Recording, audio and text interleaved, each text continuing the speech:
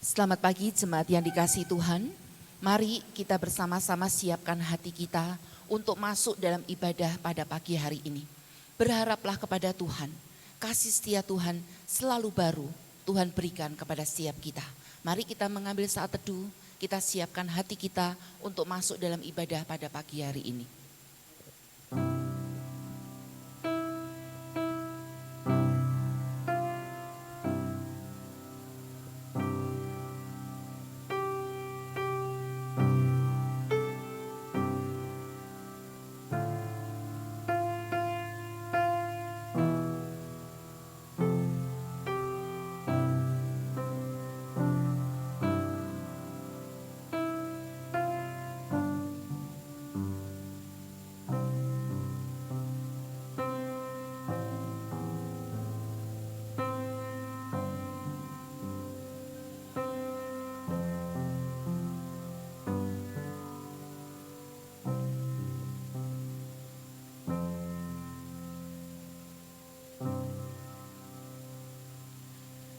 Pertolongan dalam ibadah kita pada pagi hari ini datang dari Tuhan yang menciptakan langit dan bumi dan yang tidak pernah meninggalkan hasil perbuatan tangannya.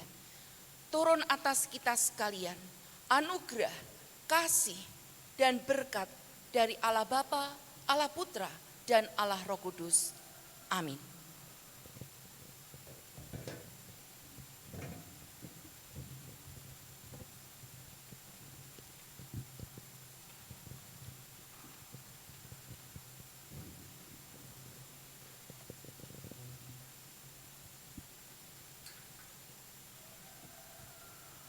Cek, Bapak Ibu dipersilakan duduk kembali.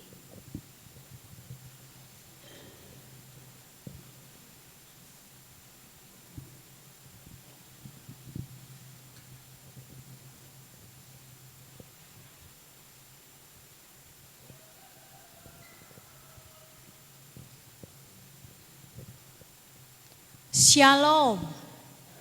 Selamat pagi Bapak Ibu, saudara-saudari sekalian. Apa kabar hari ini? Oh, masih lemas. Apa kabar hari ini Bapak Ibu? Ada yang jawab baik, ada yang jawab luar biasa. Mari sama-sama sebelum kita memulai ibadah kita pada pagi hari ini, kita siapkan hati kita. Kita mau datang ke hadirat Tuhan, memuji, memuliakan namanya. Bapak Ibu, sebelum kita memulai, mari kita akan membaca bacaan bertanggapan. P saya akan membaca, J Bapak Ibu sekalian, lalu P dan J kita baca bersama-sama. Tetapi aku, berkat kasih setiamu yang besar, aku akan masuk ke dalam rumahmu, sujud menyembah ke arah baitmu yang kudus dengan takut akan engkau.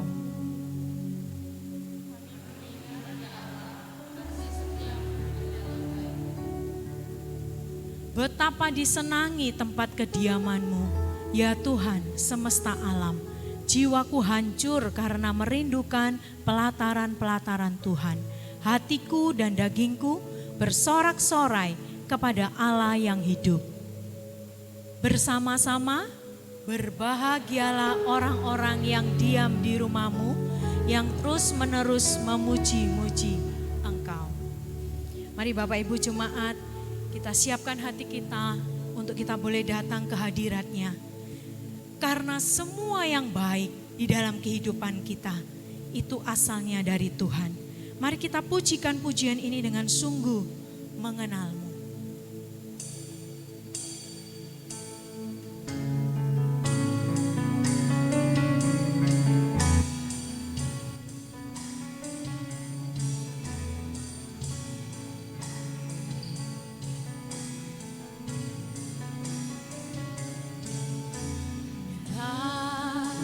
Ku buka mataku dan lihat wajah-Mu, kami terkagum Tuhan akan kebaikan. Terkagum bila ku lihat hidupku dan karya tangan-Mu, bahkan kami tersanjung Tuhan.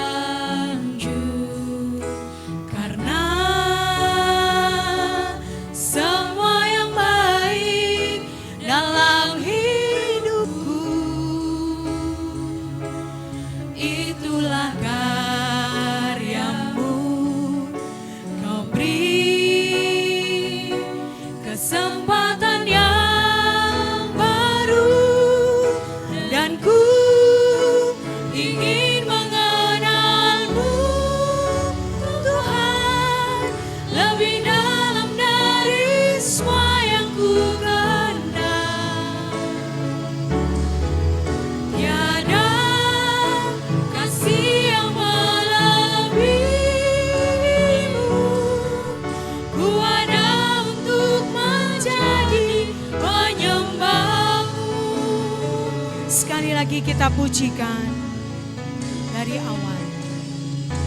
Bila ku buka mataku dan lihat wajah-Mu, kami terkagum Tuhan, ku terkagum.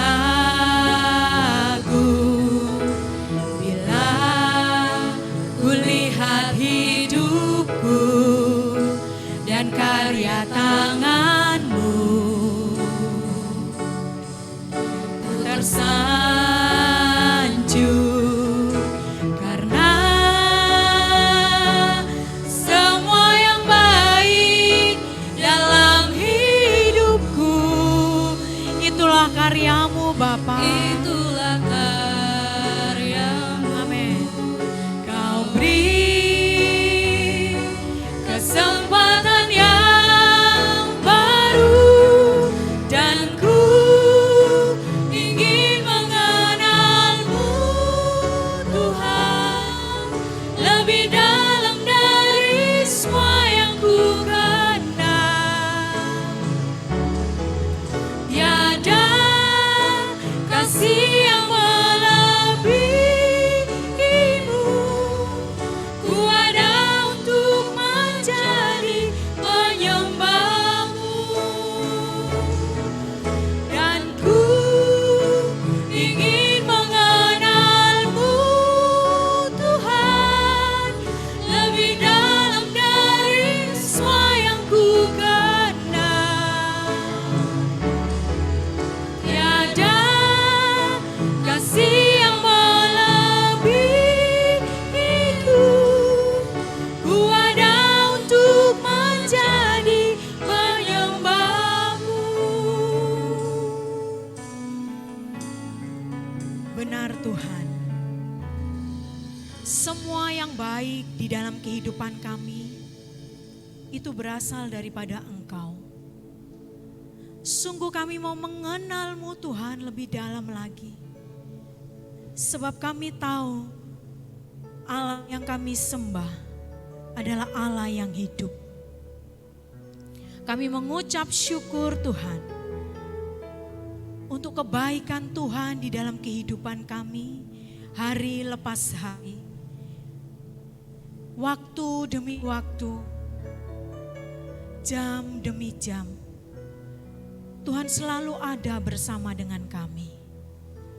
Bapa, pada pagi hari ini dengan sukacita, dengan semangat, kami mau datang ke hadirat-Mu Tuhan.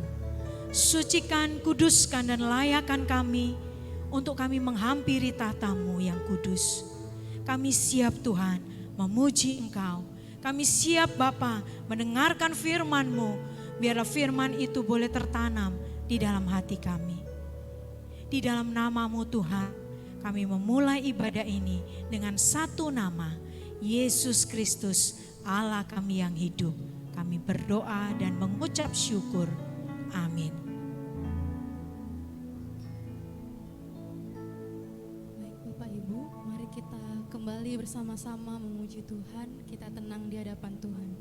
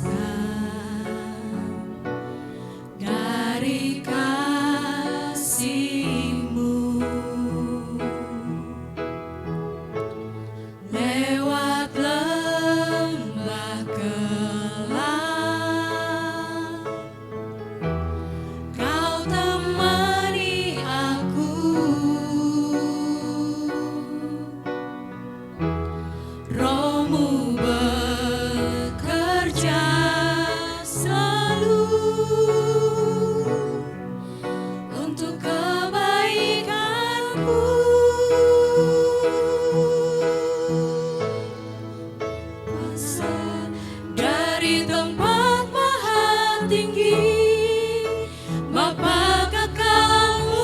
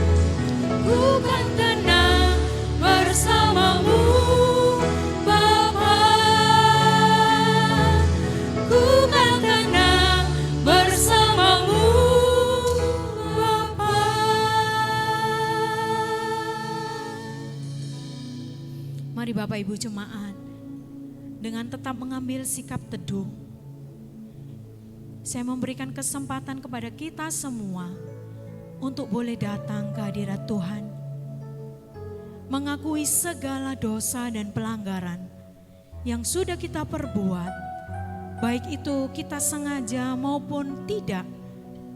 Mari datang kepada Tuhan Bapak Ibu. Dia Allah yang adil, Dia Allah yang setia. Dengan darahnya Dia menyucikan segala dosa dan pelanggaran kita. Mari bawa hati kita, hati yang hancur, hati yang seharusnya tidak berkenan di hadapan Allah, tetapi Dia yang memperkenankan kita untuk boleh menyembah Dia.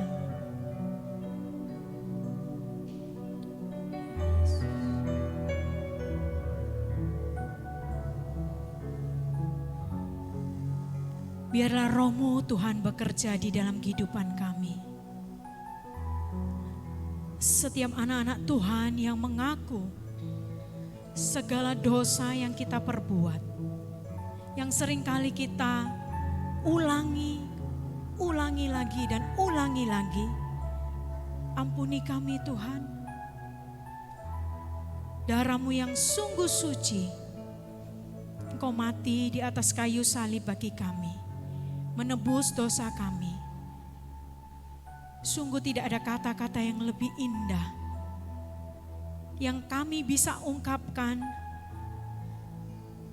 untuk mengukur kebaikan Tuhan bagi hidup kami. Terima kasih Bapa. Kami bawa hidup kami ini Tuhan. Kiranya Tuhan perkenankan kami, untuk Tuhan layakkan kami boleh menyembah Engkau. Terima kasih Bapa, kami mengucap syukur. Amin. Bapak Ibu, saya mengundang untuk bangkit berdiri. Mari kita sama-sama mengikrarkan pengakuan iman kita, pengakuan iman rasuli yang berbunyi demikian. Aku percaya kepada Allah, Bapa yang Maha Kuasa, Khalik langit dan bumi, dan kepada Yesus Kristus anaknya yang tunggal Tuhan kita, yang dikandung dari Roh Kudus, lahir dari anak darah Maria, yang menderita sengsara di bawah pemerintahan Pontius Pilatus, disalibkan, mati dan dikuburkan, turun ke dalam kerajaan maut, pada hari yang ketiga bangkit pula dari antara orang mati, naik ke surga, duduk di sebelah kanan Allah Bapa yang Maha Kuasa, dan dengan untuk menghakimi orang yang hidup dan yang mati. Aku percaya kepada Roh Kudus, gereja yang kudus dan am, persekutuan orang kudus, pengampunan dosa, kebangkitan tubuh, dan hidup yang kekal. Amin. Bapak Ibu tetap bangkit berdiri, mari kita serukan nama Yesus karena Dialah yang berkuasa dan Dialah menara yang kuat bagi kita.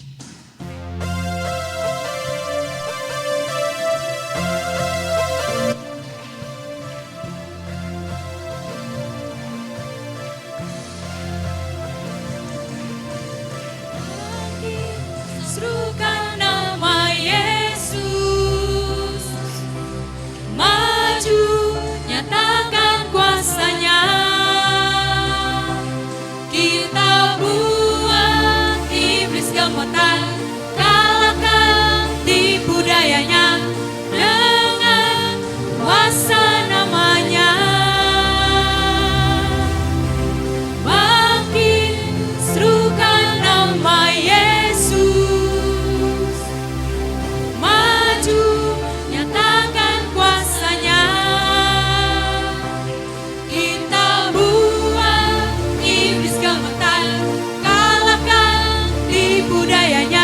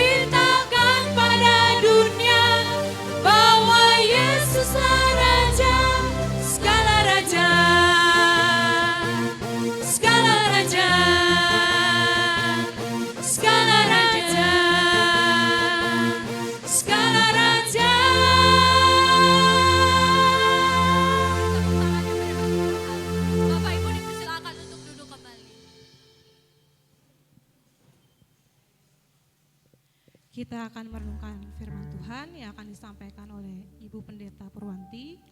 Mari kita siapkan diri kita bernyanyi Tuhan ini aku.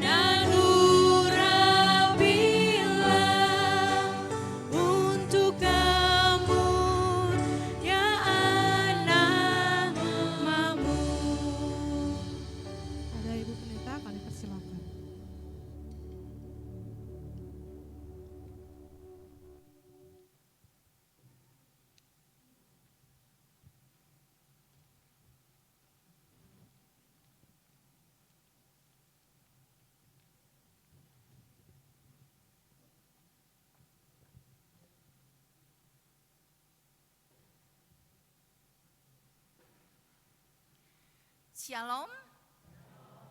Kita bersyukur bahwa hari ini kita boleh beribadah bersama-sama dengan leluasa. Saya sampaikan salam dari jemaat GKA Gloria Rungkut yang saya layani untuk Bapak Ibu sekalian, jemaat yang ada di sini. Mari kita bersama-sama kita berdoa sekali lagi sebelum kita membaca dan merenungkan firman Tuhan pada pagi hari ini. Bapa, kami mengucap syukur dan berterima kasih kepadamu karena pemeliharaan Tuhan itu sempurna dalam kehidupan kami.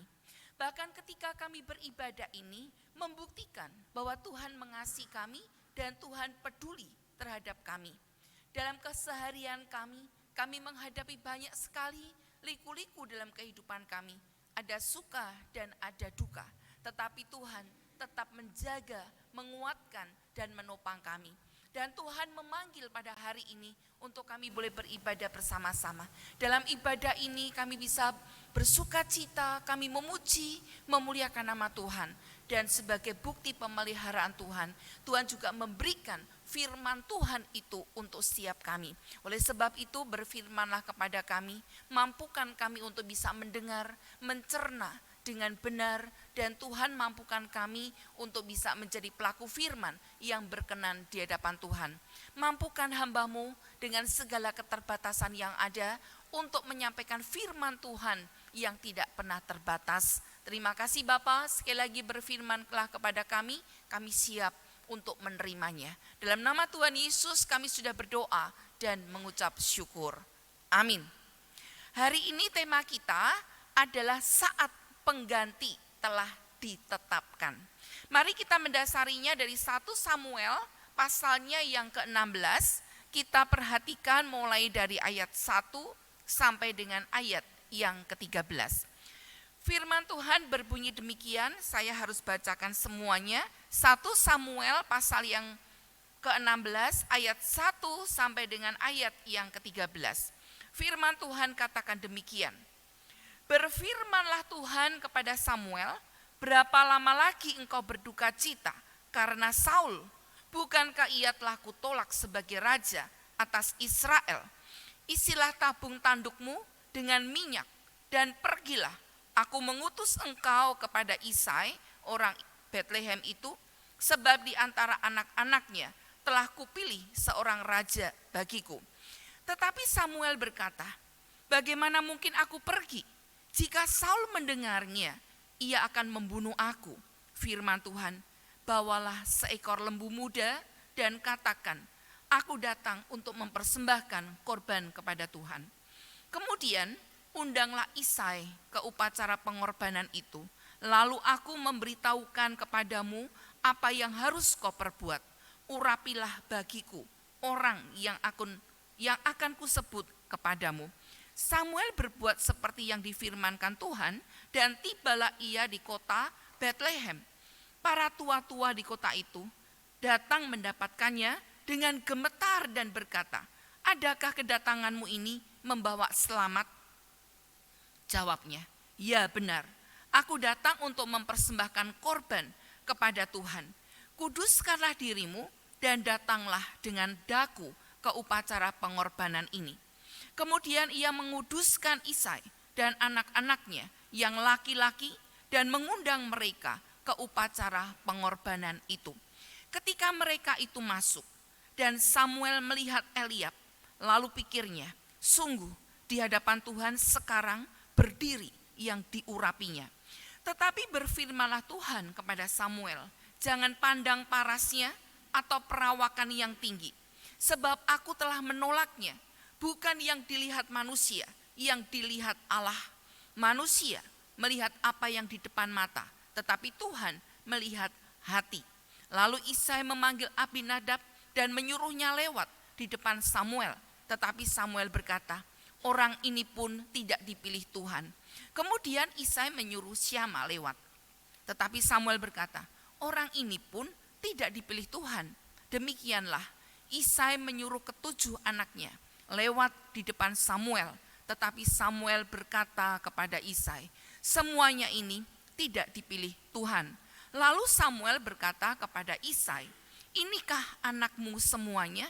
Jawabnya, masih tinggal yang bungsu, tetapi sedang menggembalakan kambing domba.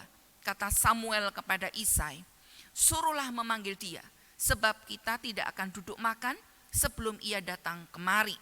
Kemudian disuruhnyalah menjemput dia. Ia kemerah-merahan, matanya indah, dan parasnya elok. Lalu Tuhan berfirman, bangkitlah, urapilah dia, sebab inilah dia. Samuel mengambil tabung tanduk yang berisi minyak itu dan mengurapi Daud di tengah-tengah saudara-saudaranya.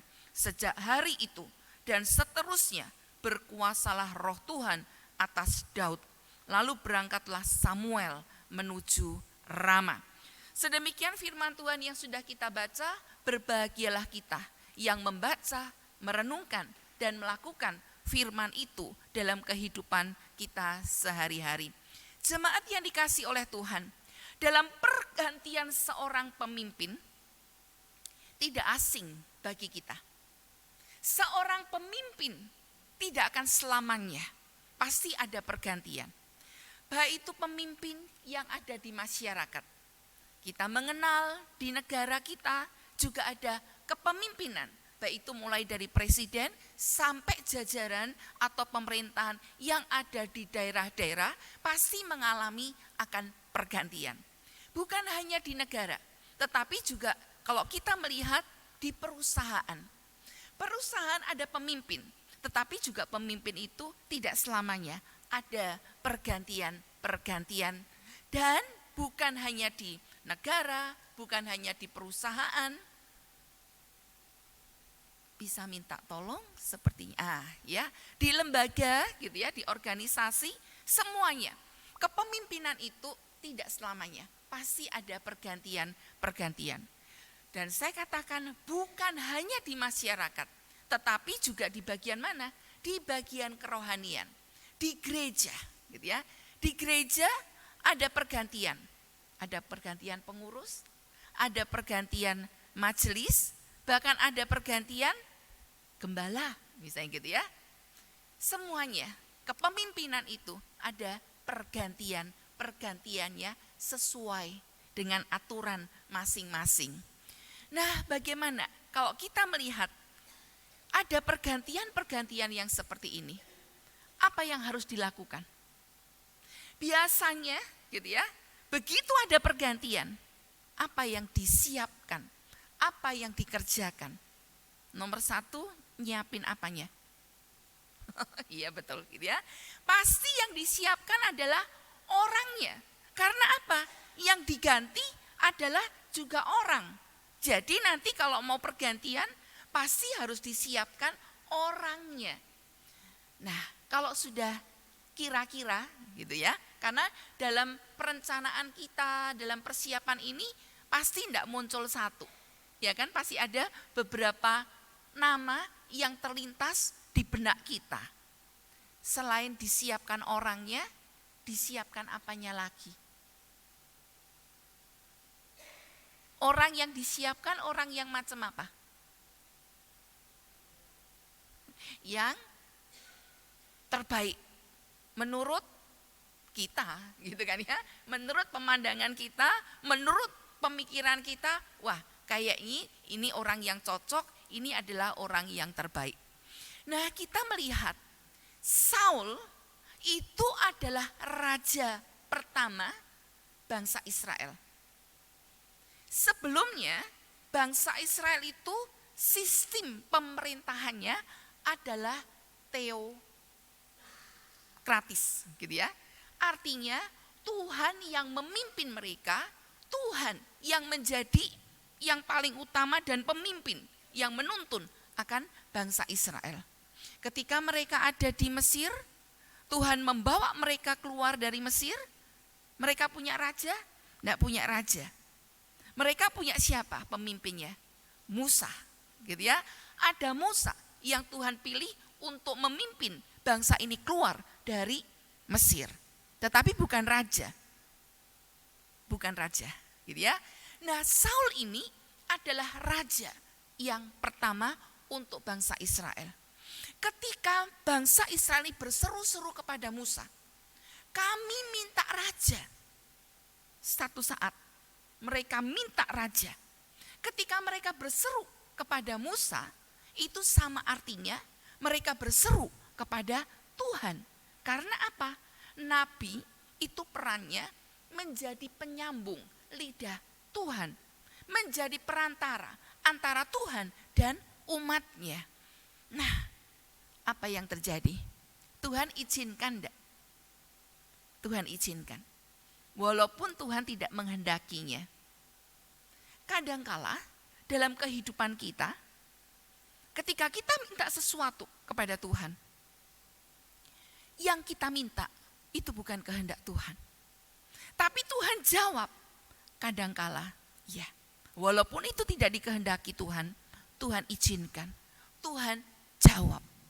Demikian juga ketika bangsa Israel ini berseru-seru minta raja. Kami minta raja, seperti bangsa-bangsa lain juga punya raja. Tuhan izinkan. Akhirnya ada pemilihan. Dan siapa yang terpilih? Yaitu Saul. Berdasarkan apa ya? Kok dia itu bisa kepilih? Padahal gitu ya, hari itu. Nah, ya, kita melihat Saul ini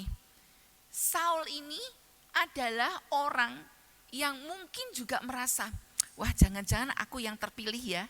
Karena ketika di antara orang-orang Israel, Saul ini secara perawakan itu paling tinggi.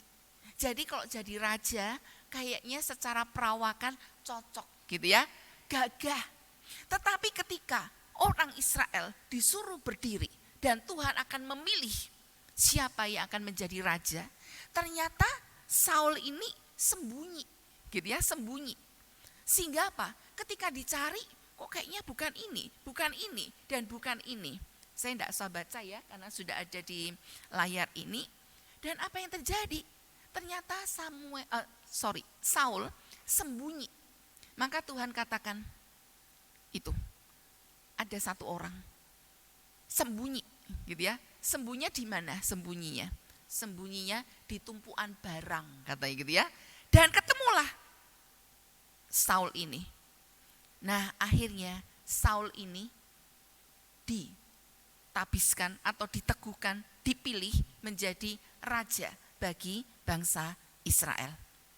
Bangsa Israel, satu bangsa yang dikasihi oleh Tuhan. Tetapi bangsa ini juga adalah bangsa yang terkenal dengan apa?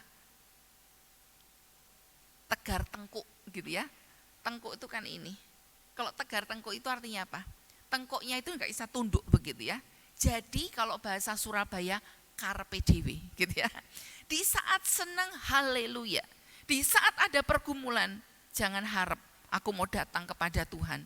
Ketika keluar dari tanah Mesir, Tuhan katakan, aku akan janjikan satu tempat yang berlimpah dengan susu dan madunya. Satu sisi, melihat bagaimana perbuatan Tuhan yang ajaib itu. Tapi ketika ada kesusahan, ada pergumulan, mereka pun ngomel sama Musa. Kenapa kamu bawa di sini? Ya kan? Di awal mereka keluar dari Mesir, di depan itu ada laut Tebrau. Maka dibilang apa? Kenapa kamu bawa di sini? Emangnya ini adalah kuburan kita semuanya. Ketika di padang gurun, mereka sudah disertai Tuhan. Dikasih makanan lagi, kasih mana. Mereka masih ngomong apa? Mana lagi. Bosen tiap hari itu mana. Akhirnya Tuhan kasih apa? Mereka minta protein, mereka minta daging. Tuhan kirimkan burung puyuh.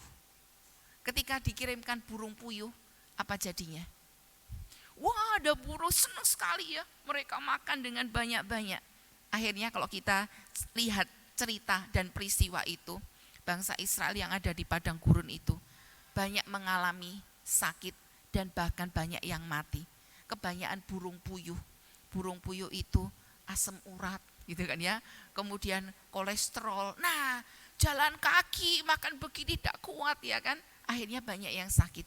Nah, ketika sampai di sinilah akhirnya Samuel menemukan siapa yang akan menjadi raja yang pertama untuk bangsa Israel, yaitu Saul. Nah, jemaat yang dikasih Tuhan, kita melihat ketika Saul itu dipilih menjadi raja yang pertama, apakah berarti Saul ini adalah orang yang terhebat dari semuanya? Apakah Saul ini adalah orang yang kualitasnya nomor satu dibandingkan dengan yang lain? Bisakah dikatakan gitu ya? Setiap orang yang dipilih Tuhan untuk jadi pemimpin umatnya adalah mereka yang mempunyai kualitas lebih dibandingkan yang lain? Coba jemaat cerna kalimat ini. Setiap orang yang dipilih Tuhan untuk jadi pemimpin umatnya adalah mereka yang mempunyai kualitas lebih dibandingkan yang lain. Kalau ada pertanyaan begini, jawabannya apa? Bisa ya, bisa tidak. Pasti terbagi ya, bisa iya, bisa tidak. Nah, kita akan melihat selanjutnya. Bagaimana nanti kita menemukan jawabannya, gitu ya. Ketika Saul di antara bangsa Israel, sepertinya dia punya kualitas lebih daripada yang lain. Baik itu perawakannya, gitu kan ya, lebih tinggi, paling tinggi di antara yang lain, ini kayaknya cocok nih jadi raja. Nah, tetapi apakah benar gitu ya? Itu menjamin. Karena rakyat ketika inilah rajamu, wah mereka senang ya, wah kita sekarang punya raja.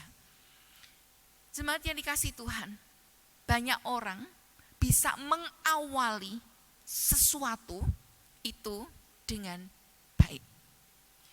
Tetapi ketika berjalan terus melewati perjalanan mereka, banyak orang tidak bisa mengakhiri dengan baik. Saya ulang ya. Banyak orang itu bisa mengawali sesuatu, entah itu bekerja, entah itu pelayanan, entah itu berkarir, persahabatan misalnya ya, bisa mengawali dengan baik. Tetapi dengan bertambah waktu, dengan perjalanan yang ada susahnya, ada pergumulannya, ada tantangannya, tidak sedikit orang yang akhirnya tidak bisa sampai di garis akhir dengan baik dan benar.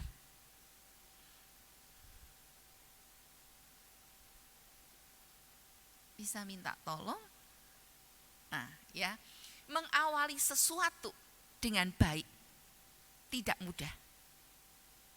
Benar enggak? Mengawali sesuatu, gitu ya, mengawali sesuatu dengan baik tidak mudah. Tetapi yang tidak mudah ini lebih mudah daripada mengakhiri sesuatu dengan baik. Contohnya yang di Alkitab ada, Salomo, ya kan? Salomo itu mengawali, bisa dikatakan jabatannya, karirnya sebagai seorang raja, baik enggak? Baik. Secara perawakan cocok enggak jadi seorang raja? Cocok gitu ya. Secara perawakan bagaimana keadaan penampakan daripada Salomo? Salomo itu secara perawakan, secara penampakan, penampilan dia seorang yang ganteng. Wah ya, pasti banyak orang yang wah kalau aku jadi istrinya, jadi ratunya, alangkah bahagianya gitu kan. Karena apa? Dia punya bapak, ayahnya itu Daud. Daud ganteng enggak?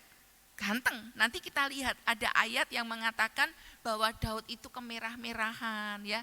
Kalau sekarang istilahnya imut-imut nah, gitu kan ya. Awet muda, papanya ganteng. Mamanya cantik enggak? Mamanya Salomo siapa? Cantik. Kenapa? Daud pun sampai hatinya terkiwir-kiwir ya toh sama Bersyeba ya kan. Bahkan untuk mendapatkan Bersyeba itu sampai dengan cara yang licik begitu ya. Nah, secara penampakan, secara perawakan Salomo ini sudah ganteng. Ditambah lagi Salomo punya kelebihan apa? Dia punya hikmat. Bahkan banyak negara-negara, pemimpin-pemimpin di sekitarnya itu mau datang jumpai Salomo, mau membuktikan. Benar enggak sih kata orang, kok punya raja yang berhikmat yang namanya Salomo begini?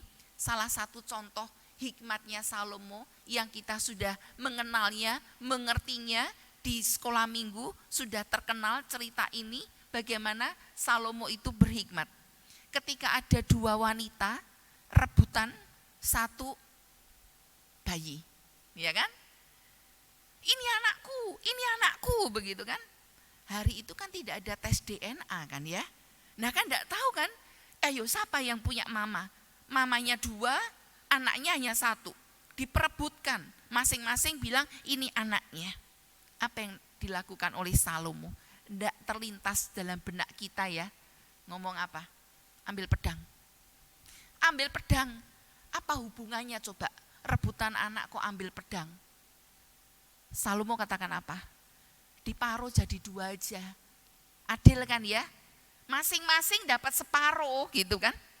Seorang ibu mengatakan apa? Jangan, berikan aja kepada dia.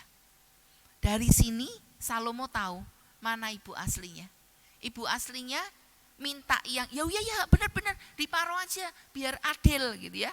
Atau yang mengatakan jangan, berikan aja kepada dia. Mana yang asli?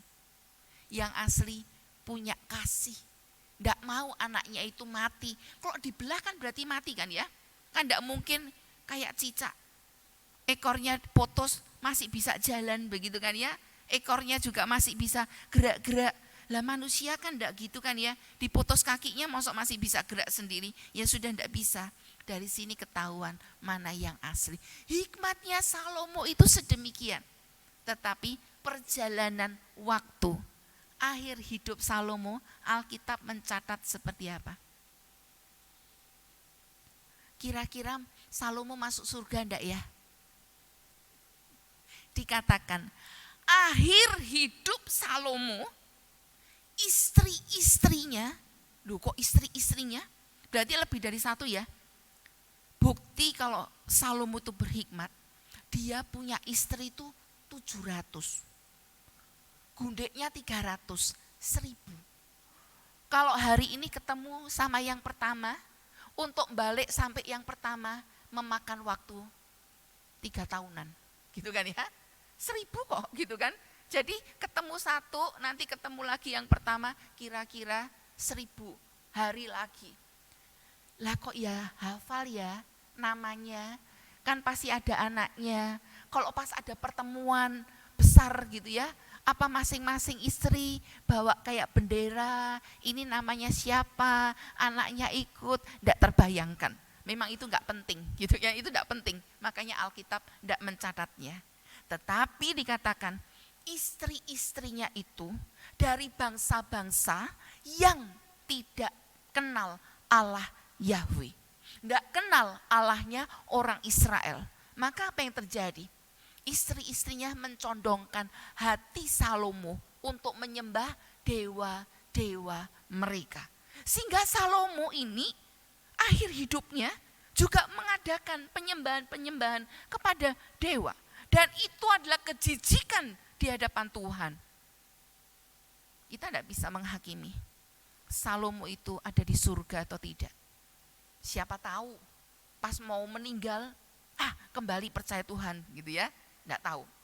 Makanya nanti kalau kita dipanggil Tuhan, saya mau tanya gini, Tuhan, Salomo ada enggak? Gitu kan ya. Penasaran kan ya? Salomo ada enggak? Gitu kan? Kenapa? Nah itulah, dia bisa mengawali dengan baik, tapi dia tidak bisa mengakhiri dengan baik.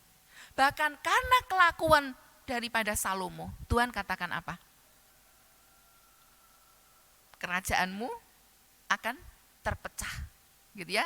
Israel ini akan terpecah dan keturunanmu, gitu ya, akan jadi apa? Mulailah mengalami ada raja-raja yang cinta Tuhan, tapi ada raja-raja yang tidak cinta Tuhan. Sangat berbahaya. Banyak orang tidak bisa finishing well. Mengawali dengan baik dalam semua segi kehidupan kita, tapi untuk bisa mengakhiri dengan baik tidak mudah. Nah, oleh sebab itu jemaat yang dikasihi Tuhan, mari kita akan melihat gitu ya. Sekarang kita melihat dari Samuel 16 ayat pertama yang sudah kita baca tadi. Ketika Saul dalam kondisi seperti apa, kok Tuhan akhirnya mencari pengganti buat dia. Coba perhatikan 1 Samuel 16 ayat 1 yang sudah kita baca. Berfirmanlah Tuhan kepada Samuel, berapa lama lagi engkau berduka cita karena Saul? Bukankah ia telah kutolak sebagai raja atas Israel? Isilah tabung tandukmu dengan minyak dan pergilah. Aku mengutus engkau kepada Isai, orang Bethlehem itu, sebab di antara anak-anaknya telah kupilih seorang raja bagiku. Jadi Saul pun tidak bisa finishing well. Awalnya Tuhan sudah berikan kepercayaan yang besar. Bangsa Israel sudah memberikan kepercayaan kepada Saul untuk menjadi raja yang pertama. Tetapi di akhir-akhir menjelang kehidupannya, Saul juga tidak bisa finishing well. Kenapa? Kala itu Tuhan berfirman, tumpas raja Amalek, bangsa Amalek. Kenapa? Karena bangsa ini adalah bangsa yang menghalangi orang-orang Israel, bangsa Israel keluar dari Mesir. Perintah Tuhan apa? Tumpas semua, baik orang maupun binatangnya. Artinya apa? Jangan ada yang tersisa.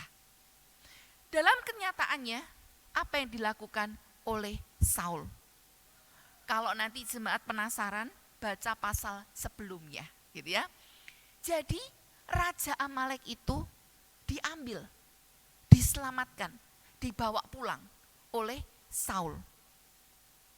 Kemudian dilihat, gitu ya. Wow, ada binatang-binatang ternak yang tambun, yang sehat, yang baik dikumpulkan. Dengan alasan ini untuk persembahan korban untuk Tuhan. Tapi yang lain itu dibinasakan. Pertanyaannya, salahnya Saul di mana? Salah enggak? Dia kumpulkan binatang-binatang tambun yang sehat untuk dikorbankan, dipersembahkan untuk Tuhan.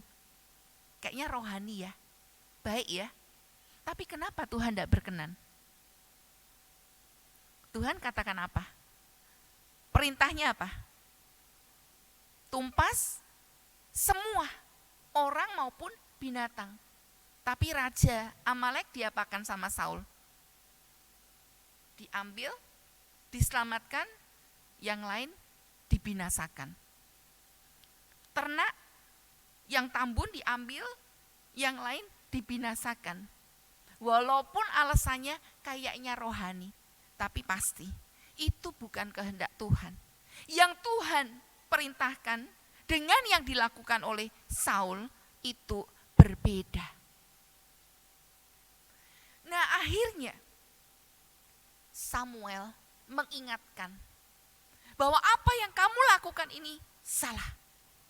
Saul masih katakan, bukankah itu, gitu ya, bukankah itu untuk Tuhan, dikorbankan untuk Tuhan? Maka dibilang, apakah korban persembahan itu lebih baik dengan mentaati akan perintah Tuhan? Nah, kita lihat, Saul juga tidak finishing well. Bahkan ketika akhir sekali dia sudah tahu salah, gitu ya, dan Tuhan meninggalkan Saul.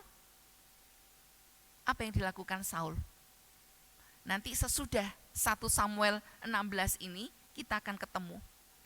Ketika orang Filistin mau menyerang Saul, maka dia cari penenung, pemanggil arwah. Padahal tadinya sudah disingkirkan semua, tapi dia cari pemanggil arwah. Dia tidak datang kepada Tuhan, tapi dia sudah datang cari lagi, gitu ya, melanggar yang Tuhan tidak inginkan. Penyembahan berhala itu adalah sesuatu kekejian bagi Tuhan, gitu ya. Nah, jemaat yang dikasihi Tuhan, ketika kita sudah tahu alasannya seperti ini, maka Tuhan itu akan mencari pengganti. Untuk siapa? Untuk Saul. Tolong next. Apakah Tuhan melihat yang sama seperti yang manusia lihat? Ketika ada pemilihan, Tuhan memilih pengganti daripada Saul, maka Tuhan sudah katakan bahwa Tuhan akan memilih keluarga, anak dari Isai. Dan hari itu gitu ya, ketika Samuel ini datang, maka satu persatu anak daripada Isai ini lewat. Karena Tuhan akan katakan, nanti aku akan melakukan apa yang engkau bisa lakukan. Aku akan ngomongin kamu, mana yang dipilih. Satu lewat, Tuhan bilang apa? Bukan ini, aku tidak memilihnya, aku menolaknya. Sampai anaknya habis, tidak ada yang dipilih. Apa Tuhan salah bisik ini gitu ya? Apa aku salah mendengarnya? Kita melihat gitu ya. Tetapi berfirmanlah Tuhan kepada Samuel, jangan pandang parasnya. Samuel juga manusia, ya kan? Dipikir yang kelihatan, oh ini cocok, ini gagah, begitu kan? Jangan pandang parasnya atau perawakan yang tinggi. Sebab aku telah menolaknya, bukan yang dilihat manusia, yang dilihat Allah. Manusia melihat apa yang di depan mata, tapi Tuhan melihat hati. Nah, kalau kita ngomong melihat hati di sini, gitu ya. Next. Lalu Daud itu gimana? Apakah dia lebih baik daripada Saul? Kayaknya Daud itu kebalikan daripada Saul. Saul gagah, tinggi gitu kan ya. Tapi Daudnya imut-imut, kemerah-merahan gitu kan ya. Elok parasnya. Kayaknya kebalikan. Isai pun juga tidak menampilkan Daud. Karena dipikir apa? Tidak cocok lah, kakak-kakaknya saja yang sudah apa? Yang sudah jadi tentara gitu ya, itu kan cocok buat dia. Nah kalau demikian, Tuhan pilih Daud dan tadi bukan parasnya, tapi hatinya. Apakah Daud itu lebih baik hatinya daripada Saul? Coba jemaat berpikir sejenak. Apakah Daud itu hatinya lebih baik daripada Saul? Lebih baik enggak? Saul berdosa, gitu ya, enggak finishing well. Daud punya dosa enggak? Ada sekolah minggu sampai hafal, ya toh guru sekolah minggu pernah cerita dosanya Daud sampai hari ini Daud enggak ada, dosanya masih diingat. Yaitu apa? Ketika ngambil Bersyeba, gitu kan ya. Loh, hatinya Daud baik enggak? Dia lo merancang, waduh ini cantik, ini aku tertarik, lah kok sudah punya suami. Nah, hati Daud sudah nyimpan satu perencanaan. Kalau gitu, supaya caranya halus, orang tidak nyadari, suaminya diutus perang, taruh paling depan. Ketika sudah berhadapan dengan musuh, ditinggal pulang, gitu ya. Sehingga apa? Mati beneran. Tuhan tahu, manusia enggak tahu. Karena Daud katakan apa? Ambil Bersyeba jadi istrinya. Orang hanya melihat luar biasa, rajaku sudah ganteng, baik hati, enggak sombong, gitu kan ya. Ini istri panglimanya saja, panglimanya mati dalam peperangan, dia mau ambil istrinya untuk merawat, memelihara, gitu kan ya. Tuhan tahu hati Daud kayak apa liciknya, maka menyuruh Nathan untuk menegur dosanya Daud. Nah terus apa bedanya? Hatinya Saul ya merancangkan yang jahat, Daud pun juga apa? Dengan kelicikannya melakukan yang jahat. Apa bedanya? Next. Jadi terus gimana gitu ya? Nah perhatikan, kita dipilih manusia karena alasan apapun. Tapi jangan lupakan ada pilihan Tuhan di dalamnya. Perbedaan hati nanti paling terakhir saya akan beritahukan kepada jemaat semuanya. Dalam pergantian pemimpin, mungkin kita dipilih karena apa? Berbagai macam alasan. Mungkin kita dianggap pinter, kita mampu, kita orang rendah hati, kita orang sabar, banyak hal, banyak talenta mungkin ya. Itu pemandangan orang ketika melihat kita untuk memilih. Tetapi pilihan Tuhan itu ada di dalamnya. Di dalam satu pemilihan, majelis gitu ya, di sebuah gereja, saya bilang itu paling unik. Kalau ada pemilihan di jemaat kita bagaimana? Banyak orang yang mau dicalonkan enggak? Ayo gitu ya, jangan aku enggak bisa, jangan aku begini, alasannya banyak. Atau sebaliknya, siapa yang mau jadi majelis? Wah, semua maju ya, semua mau. Sampai milihnya bingung karena pilihannya banyak gitu ya. Nah, di satu gereja ini saya bilang unik. Banyak orang enggak mau. Enggak, jangan aku enggak bisa.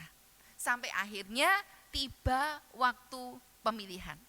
Nah, pada waktu pemilihan, kalau pas ada waktu pemilihan terjadi, kalau di kita gimana? Kamu pilih aku ya, kamu pilih aku. Seperti itu, atau kita ngomong, jangan milih aku ya, gitu ya. Nah, di gereja ini, orang itu enggak ambisius untuk jadi majelis gitu ya. Nah, tapi ada calonnya. Apa yang terjadi?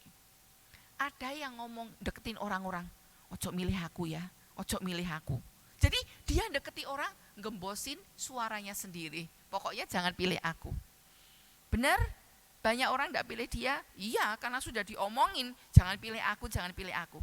Tapi campur tangan Tuhan itu enggak bisa dihilangkan dan dihindari. Pas hari itu, ada orang yang lama enggak datang, terus datang.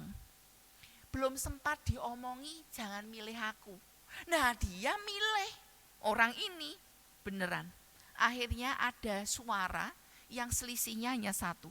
Mau enggak mau orang ini tetap kepilih gitu ya. Walaupun selisihnya hanya satu. Akhirnya semua orang tuh ketawa. Kayaknya belum dibisiki ini. Orang yang baru datang itu lama enggak ketemu, pas datang belum dibisiki, dia milih orang ini. Ya udah, jadilah ya udah. Walaupun selisih suara memang satu bedanya, tapi tetap kepilih. Nah, pilihan Tuhan enggak bisa dihindarkan. Tuhan dapat memilih dan memakai siapa saja yang dikehendakinya. Menurut kita, gak bisa, gak cocok begitu ya. Termasuk Daud. Daud imut-imut, bapaknya sendiri juga meragukan, mana bisa toh anakku yang beginian, ya toh. Maka ketika dia menggembalakan ternaknya, ya udah biarin aja ketika menggembalakan, enggak dipanggil sampai ditanya, ini semuakah anakmu? Oh ya, baru ingat, masih ada satu gitu ya. Enggak ada dalam pikiran benak bapaknya. Nah, tapi Tuhan dapat memilih dan memakai siapa saja yang dikehendaki. Dan apa yang menjadi pilihan Tuhan pasti ada perencanaannya. Tuhan tidak memilih itu asal-asalan. Tuhan melihat hati. Bukan karena hati kita terlalu baik. Ingat, ketika ada pemilihan dan kita terpilih, begitu ya. Bukan karena kita ini hatinya terlalu baik. Tuhan pilih kita. Karena apa? Yang lain ada banyak orang mungkin lebih baik daripada kita. Tapi Tuhan mau berurusan dengan hati kita. Membentuk, memurnikan gitu ya. Sehingga kita makin mengasihi, tunduk, taat, berserah kepadanya. Saya kembalikan, tadi saya ngomong saya akan memberikan jawabannya. Bedanya Saul sama Daud. Kalau dari hati yang dilihat, apakah Saul lebih jelek hatinya, Daud lebih baik hatinya daripada Saul? Sama-sama punya dosa, ya kan? Tetapi yang kita lihat, beberapa ayat dalam Mazmur pun mengatakan bahwa Daud itu adalah orang yang Tuhan itu berkenan kepadanya. Tuhan berkenan kepada Daud apanya? Dosanya? Tidak. Dosa, Tuhan sangat membenci dosa. Bahkan karena perbuatan dosa daripada Daud, Daud menerima konsekuensinya enggak? Iya. Anak yang dilahirkan ketika dia dengan Bersyeba itu mati. Dan Tuhan katakan apa? Keturunanmu tidak lepas daripada pedang. Bahkan anaknya sendiri itu mau kudeta Daud. Konsekuensinya sangat besar. Tapi kenapa Tuhan katakan bahwa ini adalah orang yang berkenan kepadaku. Bandingannya, ketika Saul sudah ditinggalkan oleh Tuhan, dia tidak datang mencari Tuhan dan bertobat, tapi dia cari pemanggil arwah. Ini adalah kekejian. Semakin Tuhan tidak berkenan terhadap perbuatan Saul. Tetapi Daud ketika sudah jatuh dalam dosa, sudah ditegur oleh Nathan, apa yang dia lakukan? Dia datang kepada Tuhan. Dia tahu bahwa dia itu berdosa. Dia tahu bahwa dia itu sudah sangat berdosa di hadapan Tuhan. Ini yang membedakan.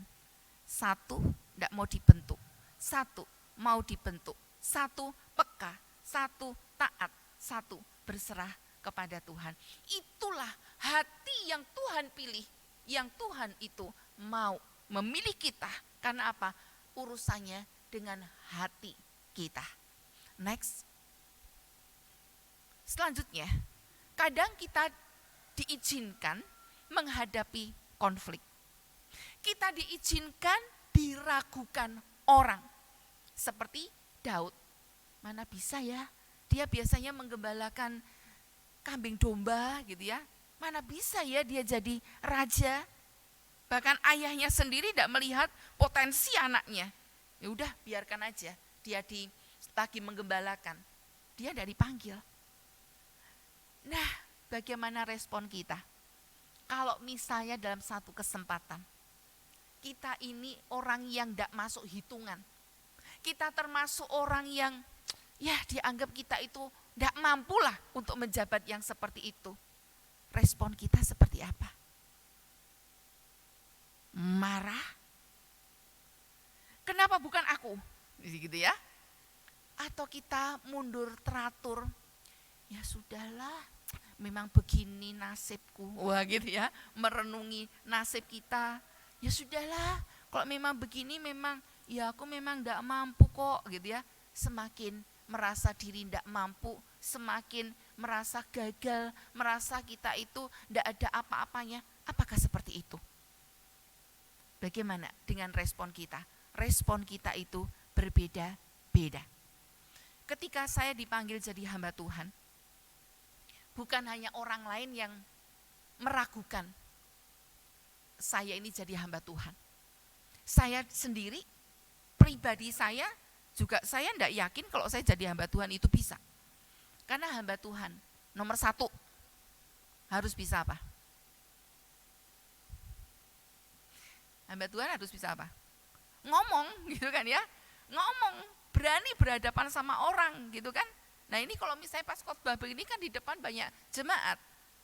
Kalau khotbah tidak bisa ngomong gimana? Kan harus bisa ngomong begitu kan ya. Nah saya orang yang tidak punya kemampuan itu. Awal Tuhan panggil saya ngomong apa? Tuhan aku tidak bisa ngomong gitu kan. Hari itu ketika Tuhan panggil saya masih SMA. Kelas 1 Tuhan itu panggil saya. Zaman itu tidak seperti hari ini. Banyak buku renungan atau apa ya yang bisa membantu kita untuk renungkan firman Tuhan. Tidak ada. Yang ada ya langsung baca firman Tuhan. Ketika saya komplain sama Tuhan, Tuhan panggil saya ngomong, Tuhan tidak mau Tuhan, temanku aja.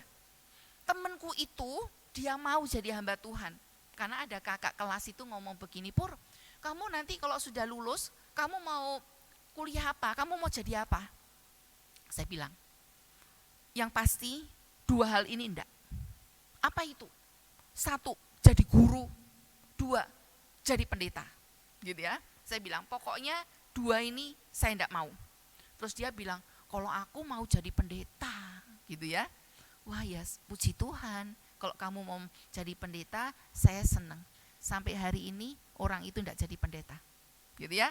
Hari ini orang yang meragukan saya, kakak-kakak saya, saudara saya, sepupu saya, bahkan ada yang ketika saya sudah melayani, datang dari luar kota karena urusan pekerjaan, singgah di mana saya itu melayani, langsung ngomong begini, Pur, sebenarnya bukan Pur dipanggilnya, nama kecil saya gitu ya, kamu kerasa enggak di sini? Kamu bisa enggak? Pasti ngomong, urusannya ngomong gitu ya, bisa ngomong enggak? Nek enggak, ayo malam ini pulang, gitu ya. Saya disuruh pulang katanya gitu. Ayo malam ini pulang bersama saya gitu ya. Wah, saya pun juga diragukan. Respon saya bagaimana? Saya tidak sakit hati ketika orang lain itu meragukan saya. Karena memang kenyataannya begitu.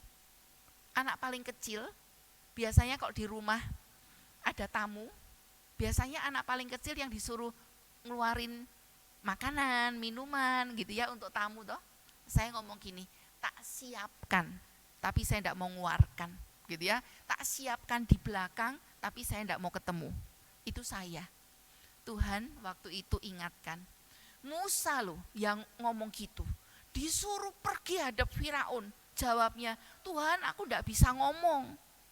Tuhan mundur enggak? Oh ya bener ya, kamu memang tidak bisa ngomong. Lah gimana nek tidak bisa ngomong? Ya tidak bisa ngomong nanti gitu kan ya. Tapi enggak loh, Tuhan masih punya jawaban. Aku sertakan Harun untuk jadi juru bicaramu, begitu ya. Hari itu ketika Tuhan juga panggil saya juga ngomong, Tuhan aku tidak bisa ngomong loh. Tuhan kasih sahabat-sahabat untuk saya, itu orang yang pintar ngomong, cerewet-cerewet gitu ya. Sahabat-sahabat saya itu pintar ngomong semua. Saya lo tidak ketularan. Orang pintar ngomong cerita itu mau gebu-gebu, seneng ya dengerin dongeng gitu ya. Antusias banget. Saya lo tidak ketularan. Saya masuk sekolah teologi bersama dengan koko sepupu. Nah, kalau semua saudara memandang kakak sepupu ini ngomong, nah ini cocok. Nek cerita itu membuat orang tertarik. Kalau cerita ngobrol itu membuat orang tuh jadi antusias denger. Nah ini cocok jadi pendeta gitu ya. Nek kamu enggak cocok gitu kan. Sama-sama masuknya. Memang panggilan Tuhan itu berbeda gitu kan ya. Kakak sepupu ini sekarang melayani di Australia sih gitu ya. Nah saya ada di Surabaya. Nah yang pasti Tuhan itu pakai kita. Bukan yang dipandang manusia yang Tuhan mau pilih. Tapi Tuhan punya rencananya sendiri dan punya tujuannya sendiri. Jadi nanti kalau jemaat ada pemilihan baik itu di masyarakat yang tadi saya sudah sampaikan maupun juga ada dalam lingkungan gereja dalam hal rohani, mari siapkan hati kita gitu ya. Kalau terpilih sambut dengan penuh sukacita dan disyukuri. Apa yang menjadi kelemahan kita? Kita katakan Tuhan aku lemah di sini. Tuhan mampu untuk menolong dan membuat kita ini bisa mengerjakan apa yang Tuhan itu perintahkan. Dan kadangkala apa yang Tuhan mau, cara Tuhan membentuk kita itu juga berbeda. Yang membuat saya bisa ngomong itu apa jemaat? Ketika saya tingkat 2, saya di sekolah teologi, sampai tingkat 2 itu belum bisa ngomong. Jadi ngomongnya singkat, ngomongnya sedikit aja. Tapi Tuhan itu latih saya. Nggak tahu, saya ingat kalau ada persekutuan ibadah pagi di mahasiswa dan dosen, seingat saya banyak tugas itu saya yang harus lakukan. Ya jadi WL, nyampaikan renungan, nanti kalau weekend itu teman-teman yang lain ada di kampus, saya sudah harus pergi pelayanan. Padahal saya kan ngomong, saya enggak bisa ngomong. Pernah renungan harusnya 20 menit, 10 menit habis coba. Nah terus sisanya gimana? Sisanya tinggal keluar keringetnya gitu kan ya, gede-gede karena deg-degan di depan teman-teman, di depan dosen. Lah ini bahan habis itu mau ngomong apa lagi gitu ya, sampai sedemikian. Sudah begitu, dosen ya enggak bilang, kamu enggak bisa ngomong, enggak bisa khotbah, jangan khotbah. Ya tetap dikasih giliran khotbah gitu ya. Kok bisa? Cara Tuhan itu melatih saya berbeda. Terus saya harus praktek 2 bulan. Saya dikirim ke satu kota kecil. Di peta enggak ada, gitu ya, di peta enggak ada, saking kecilnya. Nah, saya ada di tempat itu, jemaat yang saya layani itu enggak banyak. Jemaat yang saya layani itu unik, saya bilang. Berbagai macam suku bangsa ada di sana. Ada yang encim-encim, masih totok bener, kalau kesehariannya itu masih pakai celana panjang, bahasa Indonesia enggak bisa. Jadi yang bisa bahasa sukunya dia atau bahasa Jawa atau bahasa Madura. Ayo coba bayangin. Jemaat yang harus saya layani, ada yang bisanya bahasa Indonesia. Nah, saya hamba Tuhannya diutus ke situ enggak bisa ngomong. Ayo apa jadinya coba? Ya toh, jemaat enggak fasih bahasa. Ada yang bahasa suku ini saya hanya bisa bahasa Indonesia gitu kan ya. Sudah tua-tua lagi kebanyakan. Nah, ya coba bisa dibayangkan kalau ada gereja model begitu, kira-kira gimana penilaiannya? Gitu ya, toh? Penilaiannya gimana? Hamba Tuhan ini khotbah pasti penilaiannya jelek. Kenapa? Enggak bisa ngomong, begitu ya. Itulah yang harus saya kerjakan. Mau enggak mau, siap enggak siap, bisa enggak bisa, karena begitu saya datang, gembalanya cuti 1 bulan. Coba bayangin. Saya tidak diserahin nama jemaat itu siapa, rumahnya di mana, saya tidak ditinggali apa-apa. Tidak ada data sama sekali. Bahkan di gereja itu tidak ada jam, coba bayangin. Karena barusan direnovasi, tidak ada jam. Yang ada itu satu-satunya adalah arloji. Ini adalah penunjuk waktu saya. Jam berapa mau mulai ibadah, mulai persekutuan, jam berapa ini dan itu, hanya satu-satunya jam ini. Dan jam ini 1 hari arloji ini mati lagi. Nah coba bayangin, tidak ada jam, dinding tidak ada, arloji satu-satunya mati lagi. Dan saya tidak tahu toko untuk beli batu itu di mana, toko untuk servis ini ada di mana, tidak ngerti. Apa yang saya lakukan? Saya hanya pegang arloji ini ngomong gini, Tuhan jam ini mati. Saya laporan gitu ya, Tuhan jam ini mati. Saya enggak tahu itu jam ini apa mati rusak atau mati baterai ya. Saya juga enggak ngerti itu tokonya itu di mana toh gitu kan ya. Wong enggak diserahin apa-apa, mau naik becak, orangnya jawabnya pakai bahasa Madura. Aku juga enggak ngerti gitu kan ya. Sana bahasa Madura, ini jawabnya bahasa Indonesia gitu kan ya. Akhirnya hanya saya pegang-pegang gini, satu saat nyala lagi gitu ya. Wah puji Tuhan nyala. Begitu pulang sampai kampus kleksek mati, diutek-utek didoakan tetap mati. Memang harus ganti baterai gitu kan ya. Nah dari situlah pulang dari pelayanan, orang itu ngomong begini, kamu kok kemarin enggak bisa ngomong waktu belum berangkat pelayanan, sekarang kok enggak bisa berhenti katanya gitu. Nah dari situlah awal saya mulai bisa sedikit ngomong, walaupun sampai hari ini ngomong saya juga tidak sebagus teman-teman kalau mau nyusun kata-kata doa itu jadi indah gitu, tidak, tapi tidak-tidaknya bisa ngomong sedikit lah gitu ya. Next, kita melihat lagi gitu ya, satu peringatan, yuk kita baca bersama-sama ya, peringatan yang pertama. Gunakan setiap kesempatan yang Tuhan berikan dan bertanggung jawab atasnya. Kalau Tuhan itu sudah memberikan kesempatan itu kepada kita, apapun itu juga gitu ya, gunakan kesempatan itu dengan baik, isi dengan baik, dan bertanggung jawab terhadap apa yang Tuhan sudah percayakan kepada kita. Itu yang pertama. Tidak ada yang kecil, tidak ada yang besar. Semua di mata Tuhan, kalau Tuhan memberikan kepercayaan, Tuhan tidak hanya melihat, oh ya hasilmu apa, tapi bagaimana seseorang itu taat di hadapan Tuhan. Ingat Yeremia. Yeremia terkenal nabi yang seperti apa? Ada yang mengidolakan Yeremia? Kalau kayak Petrus, wah seneng ya, Petrus sekali khotbah 3.000 orang bertobat. Wah ya, apalagi Yunus. Tapi jarang orang pakai nama Yunus, gitu kan ya. Padahal Yunus itu keren juga loh. Dia khotbahnya enggak panjang-panjang, dengan hati yang belum plong gitu kan ya. Dia datang ke Niniwe ngomongnya apa? Ayo, nek enggak bertobat mati, Tuhan mau hukum kamu. Lah kok seluruh kota bertobat gitu ya. Nah, keren enggak? Khotbahnya enggak panjang-panjang, masih penuh dengan apa? Kebencian juga, ini bangsa jahat kok ya dikasih Tuhan begitu ya. Coba lihat. Yeremia sampai akhir hidupnya, mati pun juga martir, ya kan, dibunuh tau dia. Berapa orang bertobat? Berapa? Nothing, gitu ya. Nggak ada satupun yang bertobat. Kalau misalnya dia jadi gembala gitu ya, jadi hamba Tuhan, ada penilaian begitu, kira-kira penilaiannya apa? Pasti tidak becus ini, pasti ini kurang besuk ini, pasti ini khotbahnya elek ini, pasti apa gitu ya, penilaiannya jelek. Tetapi Tuhan pandang Yeremia itu sebagai nabi yang apa? Setia sampai akhir.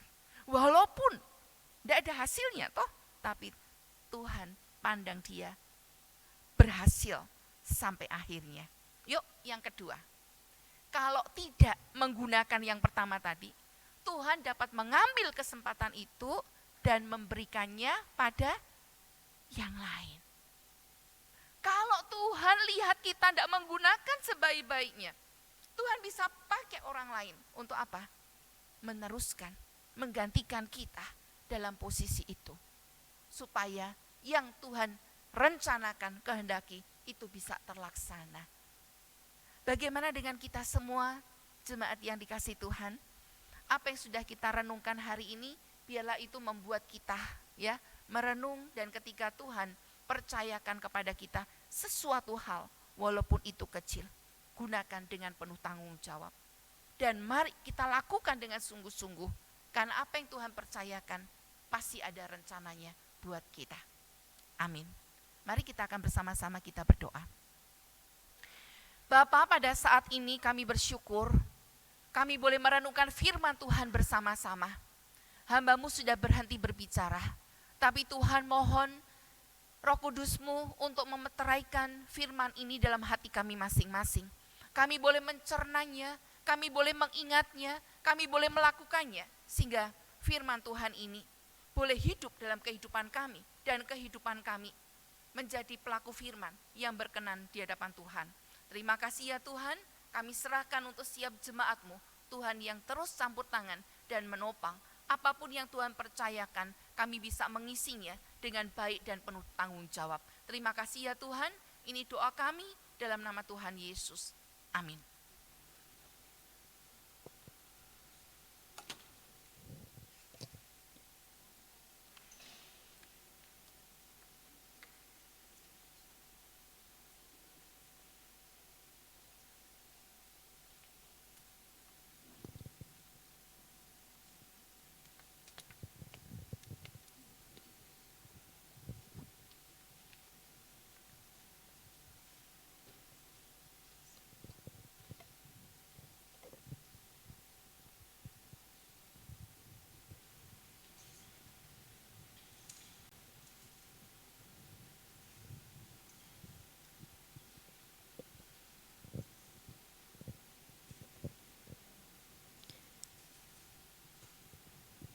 Baiklah Bapak Ibu, kita akan membaca bacaan NCC, pertanyaan keempat. Pertanyaan keenam, bagaimana kita memuliakan Allah? Kita memuliakan Allah dengan menikmatinya, menyayanginya, percaya kepadanya, dan dengan menuruti kehendaknya, perintahnya, dan hukumnya. Baiklah Bapak Ibu, saat ini kita akan memberikan persembahan. Sambil kantong persembahan diedarkan, mari kita bersama-sama menyanyikan pujian dari KPKK nomor 22, Sukacita Ku Sembahkan.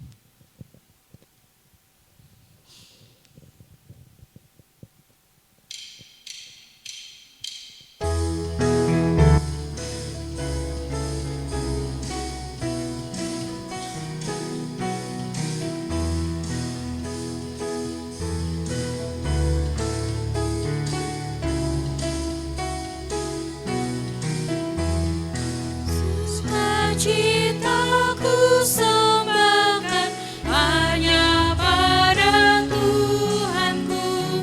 Hatiku bagaikan bunga mekar karena sinarnya. Awan maut ketakutan dilenyapkan olehnya.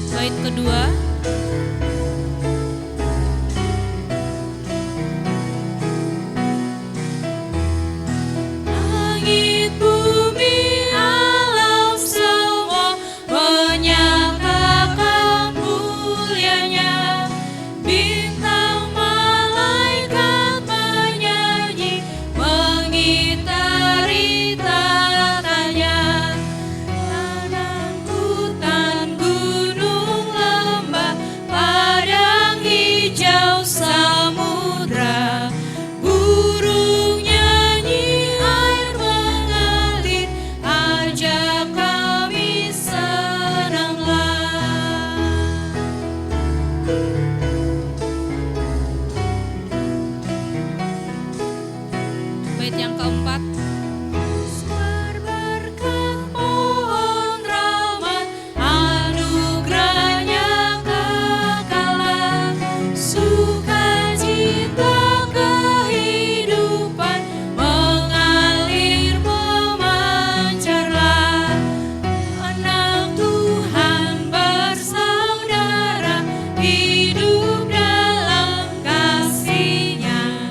Kita saling mengasihi dalam suka yang bakar.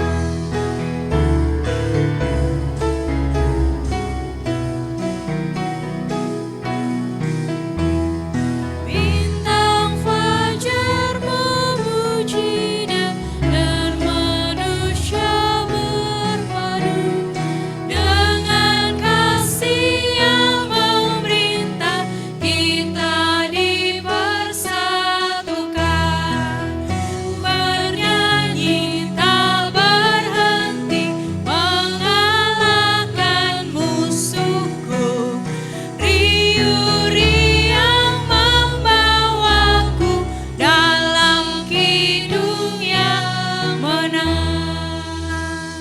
Saya mengundang Bapak Ibu untuk bangkit berdiri. Terima kasih Tuhan, kami mengucap syukur Bapa melalui firman yang sudah boleh ditabur bagi kami semua. Biarlah itu boleh tertanam di dalam hati kami. Tuhan akan memilih sesuai dengan kehendak-Mu. Biarlah Tuhan, kami tidak menyia-nyiakan kesempatan ketika Tuhan boleh mempercayakan pilihan itu kepada kami. Kami boleh belajar taat, kami mau boleh mengikuti, kami mau belajar setia melalui panggilan-Mu. Bapa, kami mengucap syukur, biarlah firman itu Tuhan boleh menjadikan di dalam kehidupan kami kekuatan, boleh menjadikan kami semakin hari, semakin kami merindukan oleh firman-Mu. Kami mengucap syukur Bapa. Kami juga berterima kasih Tuhan atas anugerah yang Tuhan berikan kepada kita, kepada kami semua. Kiranya Tuhan memberkati setiap Bapak Ibu jemaat Gereja Kristen Kalam Kudus Kupang Jaya di tempat ini. Segala pekerjaan yang Bapak Ibu lakukan, Tuhan membuatnya berhasil. Bahkan setiap pergumulan di dalam keluarga demi keluarga, Tuhan yang mengetahui, Tuhan yang akan memberikan jalan keluar, Tuhan yang akan memimpin setiap langkah keputusan kita menuju kepada keputusan yang daripada Tuhan. Bagi anak-anak juga yang masih di dalam studi, baik sekolah maupun kuliah, Tuhan juga memberkati setiap anak-anak kami Tuhan yang ada di tempat ini. Dengan berkat yang daripada Tuhan, memakai anak-anak muda kami ini Tuhan menjadi anak yang taat, anak yang dengar-dengaran, anak yang takut akan Tuhan. Terlebih mereka boleh memberikan hidupnya untuk melayani Engkau sedari dini. Tuhan jagai sertai mereka Tuhan melalui pertemanan mereka dengan teman-temannya, melalui kehidupannya dengan keluarganya. Tuhan memberkati setiap anak-anak kami ini. Kami juga berdoa Tuhan untuk gereja kami di tempat ini. Di dalam segala persiapan kami, mempersiapkan Natal, tak lupa juga Tuhan ingatkan kepada kami butuh Engkau Tuhan, yang selalu menyertai kami di dalam hidup ini, di dalam segala aspek, sehingga kami selalu mengandalkan Tuhan. Bahkan untuk setiap persiapan yang kami sudah persiapkan Tuhan, Tuhan memberkati, Tuhan yang memimpin semua apa yang sudah kami rancangkan. Tuhan yang menolong. Tuhan juga memberkati setiap hamba-hamba Tuhan kami di tempat ini. Setiap majelis, setiap pengurus. Biarlah kami boleh melakukan semuanya ini, pelayanan kami ini Tuhan dari hati kami. sebab kami melayani Engkau, bukan melayani manusia. Terima kasih Tuhan. Kami juga berdoa untuk segala kebutuhan, keperluan daripada gereja kami ini. Tuhan yang sediakan, Tuhan yang cukupkan. Kami belajar percaya Tuhan akan pemeliharaan-Mu bagi gereja kami. Kami juga berdoa bagi jemaat kami yang dalam kondisi lemah tubuh. Bapa, Engkau yang memelihara, Engkau yang memberikan kesehatan, kekuatan bagi Bapak Ibu, saudara-saudari kami yang dalam kondisi lemah tubuh. Sebab hati yang gembira adalah obat yang manjur. Biarlah hati kami tetap berfokus, berpandang terus kepada Engkau Yesus. Kami juga mengucap syukur Tuhan untuk Sekolah Kristen Kalam Kudus. Kiranya Tuhan juga memakai sekolah menjadi alat kepanjangan Tuhan untuk memberitakan firman melalui setiap guru-guru, melalui setiap orang tua siswa, bahkan untuk siswa-siswi sendiri. Tuhan memakai semua untuk kemuliaan nama-Mu. Kami juga berdoa Tuhan untuk bangsa dan negara kami ini. Tuhan memberkati, Tuhan yang memimpin semua, mulai dari pemimpin kami yang paling tertinggi sampai yang ada di bawah. Biarlah Tuhan yang memberkati bangsa dan negara ini. Tuhan, kami juga mengucap syukur untuk setiap persembahan yang boleh terkumpul. Setiap tangan-tangan yang sudah memberi, Engkau yang melihat Bapa, kedalaman hati kami. Biarlah yang tidak banyak ini Tuhan, Engkau boleh memberkati, jadi pelayanan di tempat ini digunakan dengan baik. Terima kasih Bapa. Inilah doa-doa kami, kiranya Tuhan mendengar. Dan biarlah terjadi sesuai dengan kehendak-Mu. Amin. Mari Bapak Ibu, kita akan mengakhiri ibadah kita pada pagi hari ini. Kita akan nyanyikan doksologi, doa berkat akan diberikan oleh Pendeta Purwanti. Dan kita akan tutup dengan Amin Song.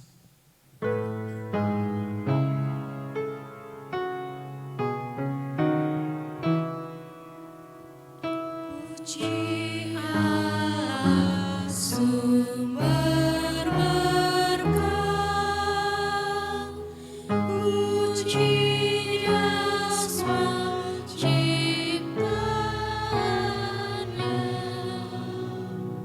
puji Dia para malaikat, Bapa, Putra, dan Roh Kudus. Amin.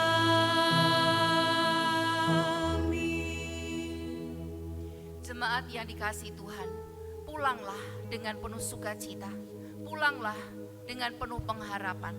Tuhan tidak pernah tinggalkan kita. Tuhan Yesus menyertai dan menopang dan yang memimpin kehidupan kita. Arahkanlah hatimu dan terimalah berkat Tuhan.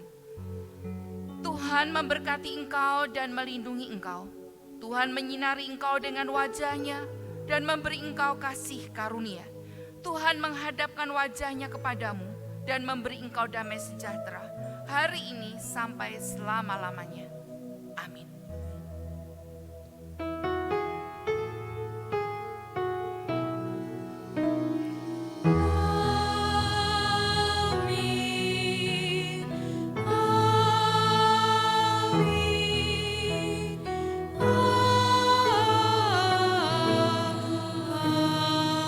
Amin.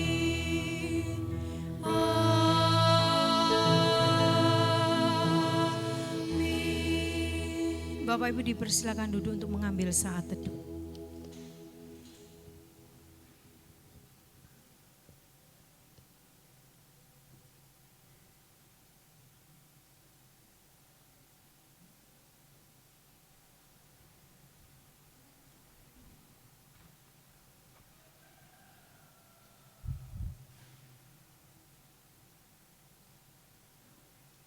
Shalom, Shalom Bapak Ibu. Tama-tama saya mengucapkan terima kasih untuk pelayanan Pendeta Purwanti yang sudah melayani di dalam pemberitaan firman pada hari ini. Kiranya Tuhan memberkati pelayanan Muse bersama dengan keluarga di GKA Gloria Rungkut. Terima kasih untuk teman-teman yang sudah melayani dalam ibadah, TWL, singer, pemain musik, tim multimedia. Tuhan memberkati kita semua. Nah, Bapak Ibu, ada beberapa hal yang perlu kita perhatikan. Minggu depan adalah minggu yang keberapa Bapak Ibu? Ketokane ngano ya, tabungannya wis entek kabeh jadine. Jadi kita doanya secara onsite ya. Ayo. Onsite atau online? Onsite ya. Terus kemudian minggu depan itu tanggal 20 ibadah dilayani oleh Pendeta Julius ya, sesuai gambarnya mungkin Pendeta Julius akan memainkan kecapi begitu ya. Nah, Bapak Ibu, di dalam ibadah minggu ketiga kita menjalankan persembahan berapa? 2 kali. Yang pertama untuk apa? Rutin. Yang kedua untuk apa? Untuk apa? Nah, ya, jadi mohon dipersiapkan gitu ya. Nah, kita bersyukur amplop persembahan persepuluhan tuh habis. Tapi waktu kita ngitung, selama akeh ternyata balik lagi. Ternyata jemaat tuh lek ngambil langsung wakeh gitu ya. Tapi jangan lupa amplopnya di rumah diisi untuk dipersembahkan. Jangan dikelompokno ge ganjele meja ya. Jangan Ibu ya. Jadi boleh bawa amplop pulang dulu, didoakan, digumulkan, dipersiapkan dengan baik dan minggu kita persembahkan kepada Tuhan ya. Nah, Bapak Ibu, ada satu hal yang perlu saya tambahkan lagi ya. Tahun depan kita bergumul untuk membuka 2 kali ibadah. Kenapa Pak? Wong jemaatnya tidak banyak kok 2 kali ibadah. Ibadah yang pertama jam 7, ibadah yang kedua jam setengah 10. Tapi ibadah yang pertama itu tidak ada jemputan Bapak Ibu ya. Kenapa? Karena guru-guru sekolah minggu itu kasihan Bapak Ibu. Mereka kalau ngajar di jam sekarang ini mereka pulang tidak ibadah begitu kan. Nah, mosok mereka jajan ke gereja lain terus begitu ya. Mereka kan juga perlu diisi. Jadi Bapak Ibu kalau mau datang ibadah jam pertama boleh, tapi tidak ada jemputan. Yang ada jemputan cuma ibadah yang kedua, sama seperti biasa. Sekolah minggu tetap di ibadah yang kedua ya. Jadi kita terus berdoa supaya Tuhan yang menambahkan orang-orang yang dipercayakan untuk kita layani ya. Oke, ada lagi slide-nya. Nah, Bapak Ibu, paket sembako jangan lupa ya. Bagi Bapak Ibu yang sudah mendoakan ya, bisa menghubungi Ibu Yusi ya. Terus kemudian bisa dicatat jumlahnya supaya kita nanti bisa belanja Bapak Ibu. Karena kita belanja itu kan cari harga yang promo ya toh. Soalnya apa? Supaya harapannya dengan uang yang terbatas kita bisa memberikan lebih banyak barang kepada orang-orang yang akan kita dukung ya. Oleh karena itu mari kita sama-sama doakan, kita gumulkan dan kita bawa persembahan kita untuk paket sembako ini di hadapan Tuhan ya. Itu saja yang perlu saya sampaikan. Selamat hari Minggu, Tuhan Yesus memberkati.